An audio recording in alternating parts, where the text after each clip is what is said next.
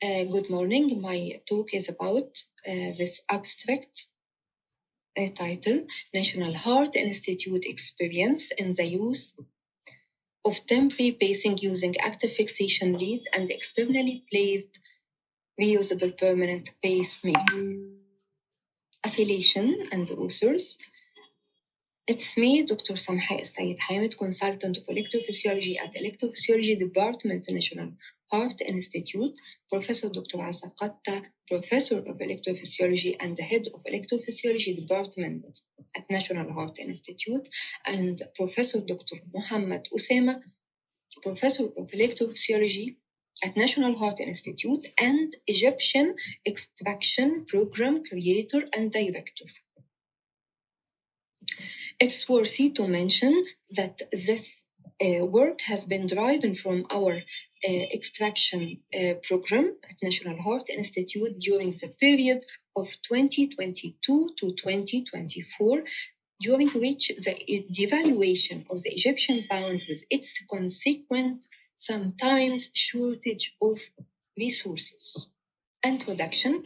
Conventional temporary pacing is associated with many complications like lead dislodgement, deep vein thrombosis, pulmonary embolism, and local infection and sepsis. This is classically used for short periods. However, when pacing is required for a long-term period, it is reasonable to choose an externalized permanent active fixation lead over a standard passive fixation temporary pacing lead for patients who require prolonged temporary venous pacing, as it has been mentioned in the guidelines of 2018.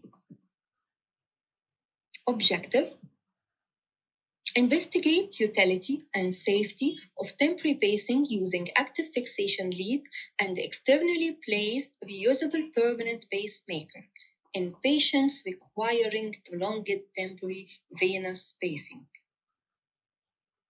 This picture shows the three issues. First, the immobilization of the patient due to the temporary pacing fixed at the femoral region.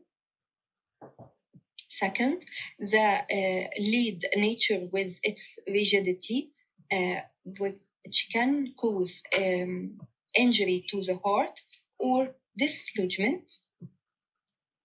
Third, the generator or power source of the pacemaker has limited durability and unexpected longevity. Methods: 245 patients who underwent temporary pacing using active fixation lead and externally placed reusable permanent pacemaker in the duration since January 2022 till 30 November 2024. They were either planned for extraction due to cardiac implantable electronic device infection. They were 185 patients, and the rest, 60 patients who were complete heart block planned for permanent pacemaker implantation. All of them were expected to stay with prolonged pacing duration because of either long antibiotic course in those for extraction or unavailable temporary lead and or unavailable permanent pacemaker in those with complete heart block. Permanent pacemaker lead was implanted in the right ventricle via the internal jugular vein and connected to externally placed reusable permanent pacemaker, which was secured externally at the base of the.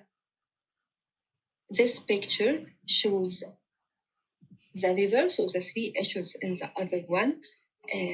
The temporary active fixation lead and externally placed reusable permanent pacemaker fixed at the root of the neck. And by this, we have avoided the subsequent complication of the immobilization of the patient. The patient can go and can be mobilized. The lead nature with its pliability and soft nature and the active fixation mechanism, so we have avoided the injury and dislodgement. The battery or generator, with its prolonged duration, prolonged survival, and the expected longevity, can be identified from programming. Fluoroscopy showing the lead and the battery, and the pliability of the lead can be easily recognized. Result: the temporary permanent pacemaker was used for a mean duration of 23 days, ranged from 7 to 60 days, and a median range of 21 days. The only complication was localized skin infection in 15 patients, and the loss of capture after lead dislodgement occurred only in 2 patients. Conclusion: temporary pacing using active fixation lead and the externally placed reusable permanent pacemaker is safe and effective. Thank you.